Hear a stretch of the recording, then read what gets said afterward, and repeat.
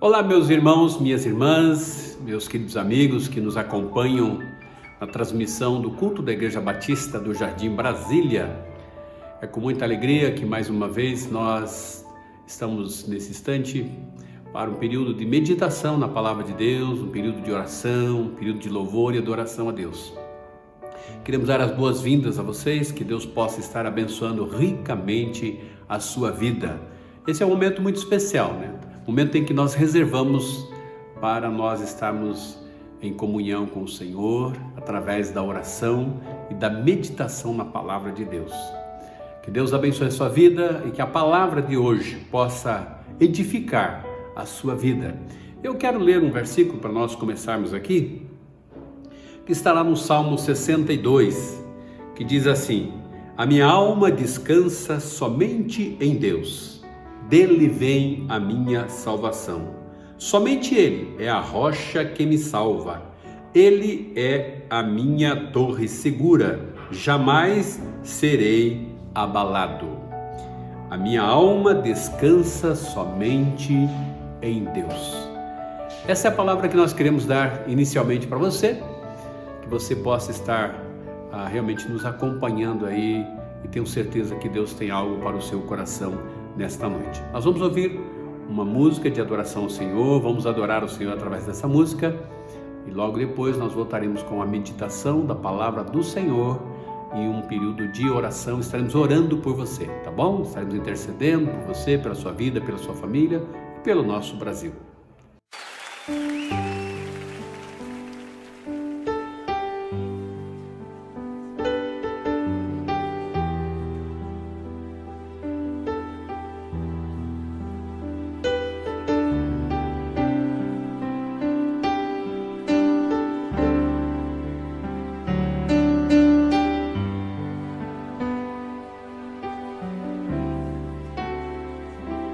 Quão grande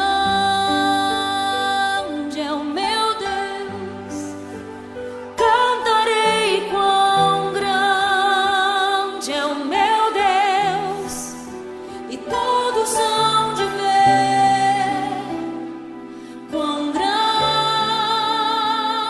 é o meu Deus.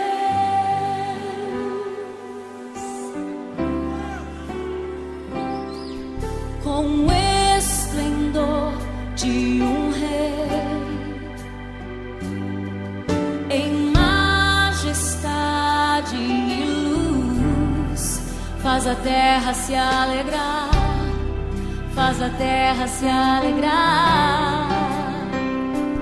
Ele é a própria luz, e as trevas vão fugir, tremer com sua voz, tremer com sua voz. Quão grande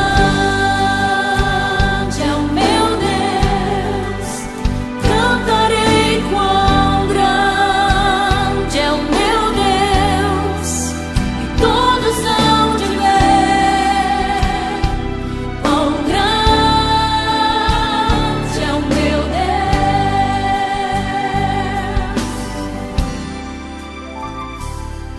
Por gerações Ele é, o tempo está em tuas mãos, o começo e o fim, o começo e o fim. Três se formam em um: Filho, Espírito e Pai, Cordeiro e Leão, Cordeiro e Leão.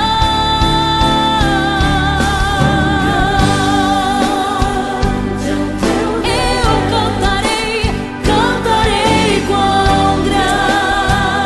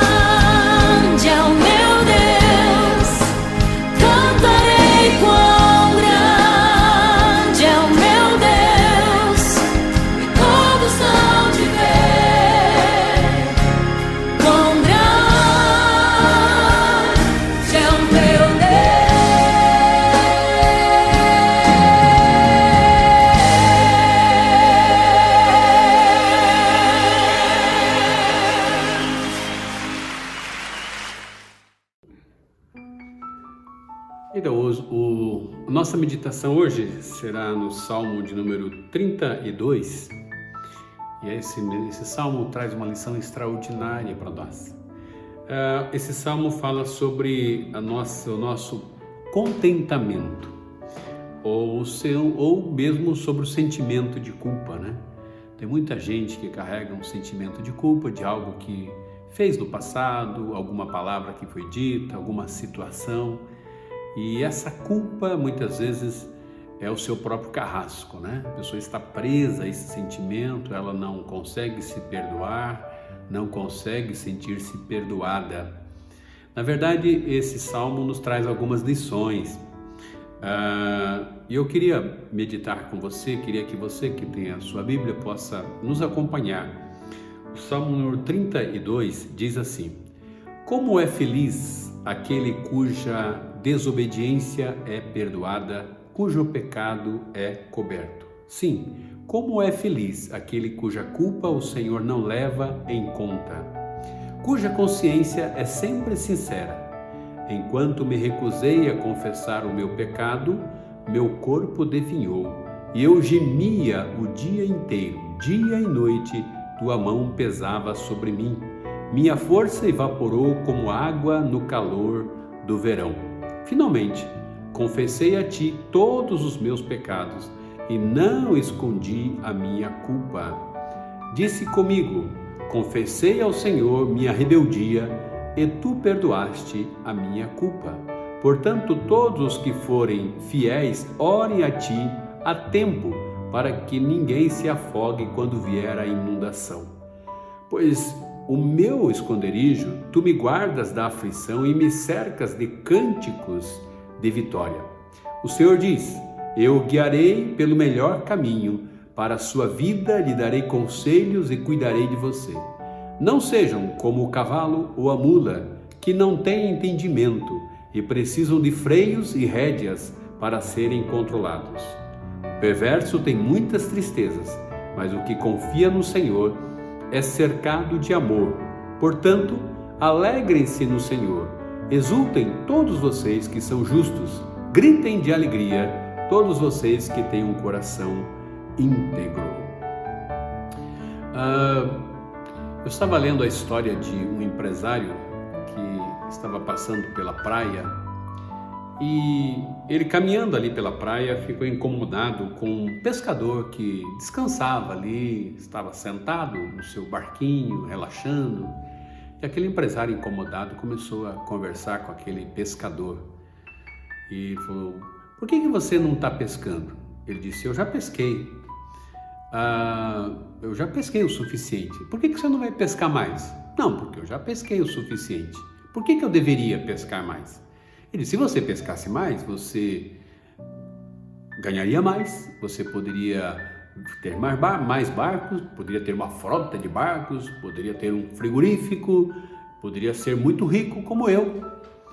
Ele disse assim: e por que eu deveria ser rico como você? Porque se você fosse rico como eu, você tendo dinheiro, você pode relaxar, você pode descansar, você pode passear na praia. Aí aquele pobre pescador disse assim: o que você acha que eu estou fazendo nesse instante? Essa pequena história nos mostra algumas lições sobre o contentamento, né? Muitas vezes a gente tem uma ambição. A ambição não é um pecado, mas o problema é você ambicionar mais do que aquilo que você precisa. Nós sempre estamos sendo induzidos a termos mais e mais. Nós temos aí a mídia, nós temos aí as propagandas e cada dia somos induzidos a comprar, a sempre a ter mais. Sempre queremos mais, né? Então essa história desse pescador nos conta sobre o contentamento. Ele tinha uma vida que ele precisava. Ele já tinha pescado o suficiente, ele já tinha o dinheiro que ele precisava suficiente, e estava ali desfrutando daquela praia, apreciando o mar, né? E aquele milionário achou que para apreciar o mar, para apreciar a praia, apreciar a natureza, você precisa ganhar muito dinheiro, né? Precisa ficar rico primeiro para depois. Talvez não dê tempo, né? Às vezes a gente dedica tanto a ganhar tanto dinheiro que às vezes depois não tem tempo para desfrutar do dinheiro que você ganhou às vezes já é tarde demais. Ganhar dinheiro não é pecado, mas a questão é você estar tão focado em alguma coisa que deixe os prazeres, às vezes os menores prazeres da vida, passarem tão depressa. O segredo do contentamento é um problema que todos nós enfrentamos, né? Nós todos temos dificuldades em nos contentar com aquilo que temos, né? Não há nenhum pecado em você querer uma casa melhor, em você ter um carro melhor, em você querer algo melhor. O grande problema é o que você abre mão, daquilo que você está abrindo mão, que às vezes são valores fundamentais, muito mais importante, porque às vezes podemos ter muitas coisas e perder muitas coisas valorosas que hoje não estamos valorizando, mas que futuramente vai nos fazer falta. Davi estava passando por uma situação muito complicada, né? Ele estava vivendo um período em que ele sentia um peso muito grande sobre a sua vida. E Davi conseguiu detectar qual era o seu problema. Ele fala sobre como é feliz aquele cuja desobediência é perdoada. Ele está dizendo sobre o segredo da felicidade, né? Qual é o segredo da felicidade? O segredo da felicidade é em você ter, em você ser, talvez ser uma grande celebridade, talvez ter um grande patrimônio. Será que a felicidade é isso? Será que é disso que depende a nossa felicidade? Depois ele vai dizendo, cujo pecado, cujo erro é coberto. Isso não quer dizer encobertar o pecado. A pessoa cometeu um pecado e tudo bem, fica cobertado ali, etc.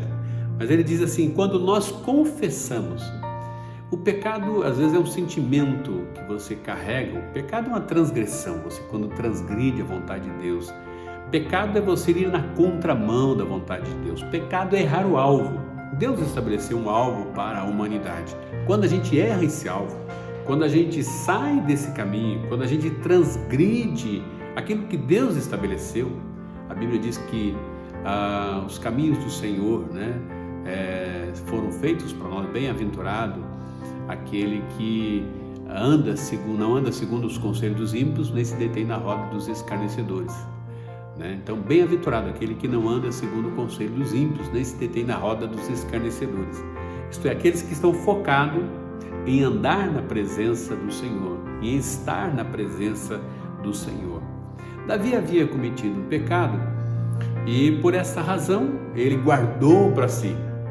Aliás, o pecado de Davi gerou outros pecados, né? Porque para esconder um pecado, ele cometeu um outro pecado e assim sucessivamente. E Davi estava escondendo o seu pecado, até que o profeta chega para Davi e conta uma história para Davi, né? O profeta começa a contar a história de um homem que tinha uma única ovelhinha. E ele cuidava daquela ovelhinha, aquela ovelhinha era como uma ovelha de dentro de casa, doméstica, né? Vivia ali dentro da casa, dormia com a sua família, fazia parte ali daquele contexto dele. Aí chegou um visitante, e aquele visitante queria aquela ovelhinha, aquele visitante tomou aquela ovelhinha daquele homem, né? Aí o Davi fica indignado quando ele começa a ouvir essa história, porque o profeta pergunta, o que esse homem que tomou posse dessa ovelhinha, né? O que ele merece? Aí Davi diz, esse homem merece morrer, esse homem merece morrer. Assim também o profeta começa a confrontar Davi, né? Davi havia cometido alguns pecados e estava escondendo o seu pecado. E isso estava lhe trazendo um mal tremendo, porque ele estava carregando um sentimento de culpa, e esse sentimento de culpa estava corroendo Davi por dentro. Enquanto ele carregava esse sentimento, ele se sentia mal. A Bíblia diz que vai revelando a história de Davi, meu corpo definhou e eu gemia o dia inteiro, dia e noite. Então Davi tinha esse peso sobre a vida dele. Aí ele vai dizendo, como é que ele aprende? Ele aprende então confessando a Deus, né? O grande problema é a culpa não confessada. Por isso que existe às vezes os psicólogos, nosso psiquiatra, né? Que são pessoas que a gente vai conversar com ele, vai colocar para eles os nossos sentimentos, né? Abrir o coração. Eu tenho falado muito sobre essa questão da gente aprender a abrir o coração. E Deus está sempre disposto para ouvir o nosso pecado, o nosso erro, nossas falhas, abrir, para que a gente possa abrir o coração. Então Davi, ele vai até o Senhor, né? E abre o seu coração.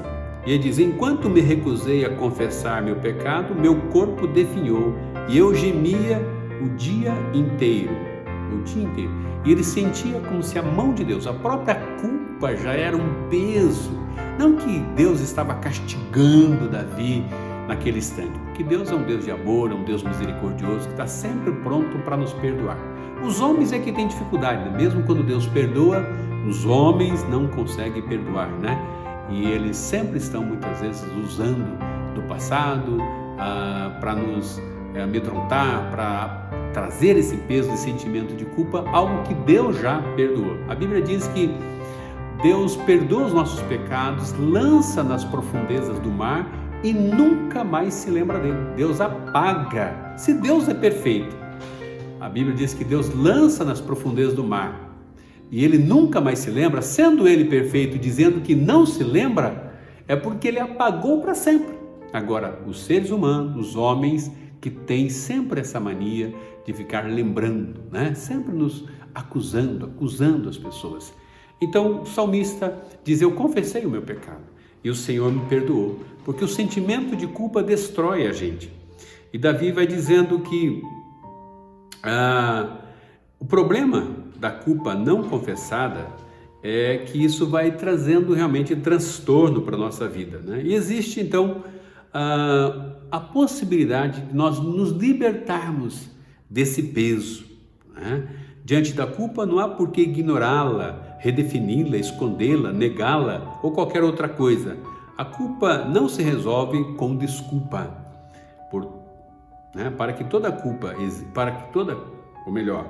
Para toda culpa existe um perdão, né? Quando ela genuinamente é confessada. Então não basta simplesmente confessar a culpa, aí precisa haver uma mudança de atitude, né? Então eu posso cometer os meus erros, estou sujeito a cometer erros, você está sujeito a cometer os seus erros, então é importante que se confesse a Deus, né? E mude de atitude, porque pedir perdão e continuar no mesmo erro, né? Isso é uma ignorância diante de Deus. Era o que Davi estava fazendo. Ele havia cometido o pecado, mas continuava, né, na ignorância, ignorando a razão de tudo aquilo que ele fez. E tudo aquele sentimento que ele estava pesando sobre ele era exatamente por ele não ter essa consciência de que Deus é um Deus misericordioso, é um Deus que está pronto para nos perdoar. Como é feliz aquele cuja desobediência é perdoada. A felicidade, o segredo da felicidade está em que nós temos uma alma livre, uma alma leve, sem peso, né? Sem esse pecado encoberto que muitas vezes as pessoas carregam. Sim, como é feliz aquele cuja culpa o Senhor não leva em conta. Quais são os passos para o perdão? Davi apresenta 2 passos para o perdão: ouvir a voz de Deus e confessar o pecado, né? Então Davi aprende muito isso. Ele aprende a ouvir a voz de Deus, a ouvir que Deus é um Deus misericordioso, é o Deus da graça, né? O que é graça? Graça é algo que eu não mereço. Eu não mereço. Por mais que eu ame a Deus, esse meu amor não vai fazer com que Deus me ame mais. Então Deus me ama independentemente do tamanho do meu amor, porque ai de mim se Deus dependesse do meu amor para me amar, né? A culpa não confessada, diz o Salmo 32, enquanto me recusei a confessar o meu pecado, meu corpo definhou, né? E ele vai compartilhando conosco, dizendo, né, sobre a importância de nós confessarmos, compartilharmos com Deus e temos esse privilégio. A Bíblia nos diz que o maior problema do homem é exatamente o seu pecado, esse sentimento, né? Esse vazio que o homem carrega, essa angústia, essa luta que ele tem às vezes consigo mesmo, Muitas vezes é alguma coisa que está enraizada dentro dele, né? É essa consciência que ele precisa ter do seu pecado diante de Deus, que nós nascemos pecadores, que nós precisamos aprender a clamar por misericórdia. Então que você olhe para Deus nesta hora, que você possa confessar o seu pecado, não somente confessar para ser perdoado, mas também ter uma mudança de atitude. Tem muita gente que está cauterizada, com a sua mente cauterizada já, que às vezes não tem a menor noção. Muitas vezes as pessoas vivem angustiadas porque não têm consciência. E é tão fácil você fazer uma oração e pedir perdão para Deus, confessar aquilo que está incomodando, aquilo que está lhe trazendo um sentimento de destruição. Não permita que isso aconteça na sua vida. Compartilhe, ore, faça isso. Não carregue o seu pecado.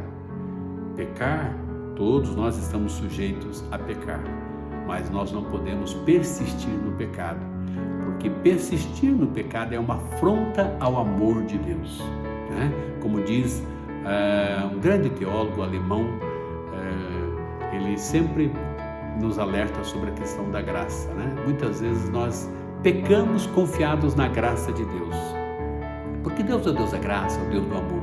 Mas quando nós pecamos, consciente de que estamos pecando, isto é uma afronta ao amor de Deus, né? Dietrich Bonhoeffer, ele que nos fala sobre isso, sobre a graça. Que Deus abençoe a sua vida e que esta palavra possa estar edificando o seu coração.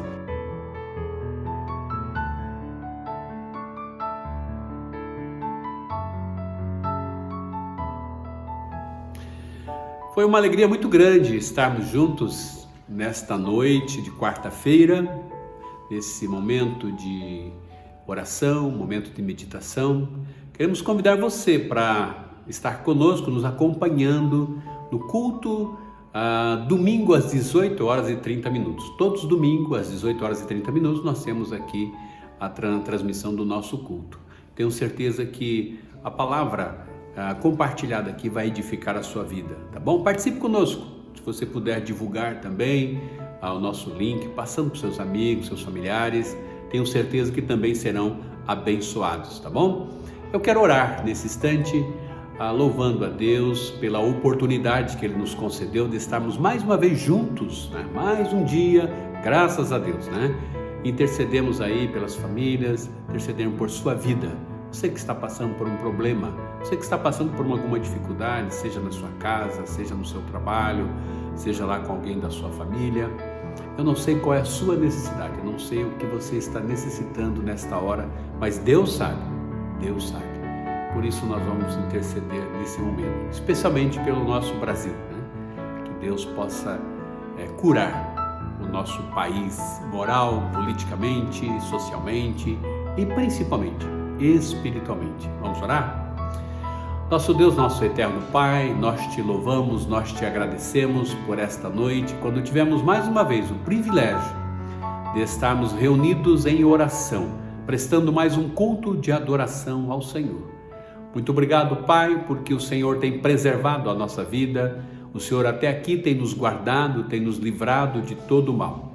E a nossa oração nesta hora, Pai, que nos juntamos a centenas de pessoas, ou milhares e milhares de pessoas que se reúnem através de um culto de adoração, de intercessão, e que nesta hora também estão clamando ao Senhor, para que o Senhor tenha misericórdia do nosso país, que o Senhor olhe para o Brasil, que o Senhor tenha misericórdia, Pai, repreenda esta enfermidade. Tu és um Deus de poder, o Deus que cura, o Deus que liberta, o Deus que salva. Que o Senhor também traga conforto e consolo para aquelas famílias que perderam seus amigos, seus familiares, pessoas queridas. Que o Senhor conforte e console, Pai. Ó Deus, nós queremos pedir por cada lar, cada pessoa, cada vida que está nos acompanhando através deste momento. Ó Pai, estenda a Tua mão, que o Senhor possa operar milagres na vida dessas pessoas, trazer cura para aqueles que são enfermos, trazer libertação, restauração. Visita, Senhor, cada família. Nós oramos, Pai, na certeza que o Senhor está ouvindo a nossa oração. O Senhor que conhece cada necessidade, cada problema. Ó Deus, nós cremos que Tu és um Deus de amor, um Deus misericordioso, o Deus que se manifestou para nós através do Teu Filho amado, Jesus Cristo. E agora, é em nome de Jesus, aquele que intercede por nós junto ao Pai, aquele que tem poder para curar, aquele que tem poder para libertar, para salvar, é em nome dele que nós oramos, o médico de todos os médicos, na certeza que a Tua mão poderosa está na vida de cada um dos nossos ouvintes, cada pessoa que está nesse instante acompanhando a transmissão desse culto. Oramos em nome de Jesus. Amém. Amém. Que Deus abençoe a sua vida, que a bênção de Deus seja sobre o seu lar, sobre a sua vida, em nome de Jesus. Até o nosso próximo encontro.